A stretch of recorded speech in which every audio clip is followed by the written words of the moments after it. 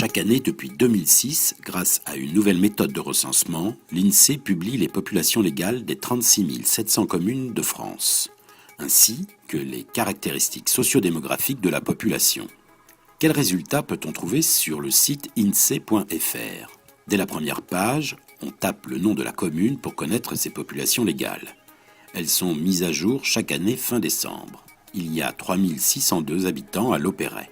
Depuis la page d'accueil, on accède aussi aux chiffres clés selon des thèmes comme diplôme et formation, au niveau national, régional, départemental, communal, voire infracommunal. Mais qui se sert des résultats du recensement ? Chaque commune a un nombre de populations. Ce nombre de populations sert d'abord à l'État pour donner des dotations financières au budget de la commune. Plus vous avez d'habitants, plus la dotation est importante.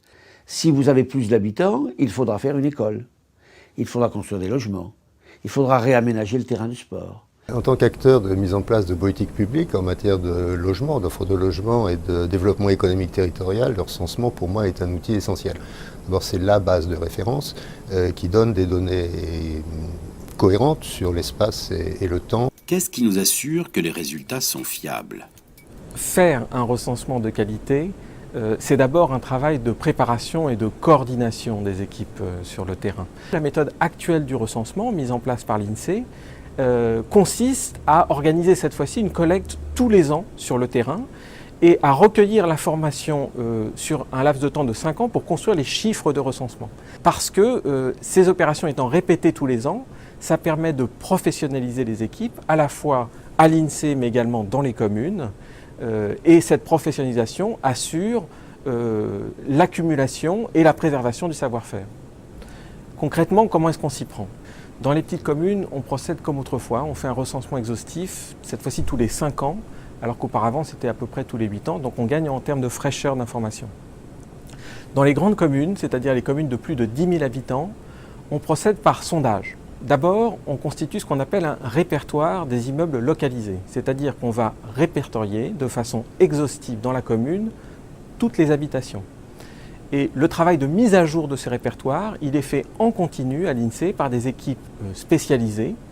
Et chaque année, ce répertoire est envoyé pour expertise à la commune. Dans un deuxième temps, on tire par sondage un certain nombre d'habitations. Chaque année, 8% des logements dans les grandes communes sont enquêtés, si bien que sur un espace de 5 ans, on enquête 40% des logements et donc 40% de la population. C'est un taux de sondage très élevé, ce qui permet d'avoir une précision très bonne des résultats. Au niveau national, l'imprécision liée au fait qu'il y a du sondage est parfaitement négligeable. Les résultats sont connus à plus ou moins 0,02%, c'est-à-dire au niveau national, plus ou moins 15 000 habitants sur un total de 65 millions de personnes qui habitent la France. Encore une fois, la qualité d'un recensement, c'est d'abord et avant tout la qualité de l'organisation de ce recensement et de sa préparation. Puisque les résultats sont fiables, pourquoi y a-t-il quelques critiques ? Sur les 36 700 maires auxquels chaque année nous envoyons des chiffres de population légale, seuls quelques-uns les remettent en cause, environ une dizaine par an. La principale explication vient du fait que la population des logements augmente moins vite que le nombre de logements, parce que le nombre moyen de personnes dans chaque ménage diminue. Parce que la population vieillit, parce que le nombre de familles nombreuses diminue, mais aussi parce que le nombre de ruptures d'union augmente. La deuxième explication de ce décalage, c'est une explication qui est liée au calendrier. Même si nous mettons maintenant à disposition des communes un chiffre frais rafraîchi chaque année, il y a toujours un décalage de 3 ans entre la date d'aujourd'hui et la date de référence du chiffre qui est produit. Le recensement de la population sous la forme d'une enquête auprès de la totalité des habitants d'un pays est extrêmement coûteux. C'est pourquoi beaucoup de pays ont déjà changé de méthode et d'autres se préparent à le faire. Grâce à l'investissement important des agents de l'INSEE, mais aussi de nos partenaires des communes, aujourd'hui, le recensement fonctionne. D'ailleurs, des milliers d'élus, de professionnels ou d'internautes font confiance à la qualité des résultats du recensement. Retrouvez toutes les informations sur le recensement sur le site insee.fr.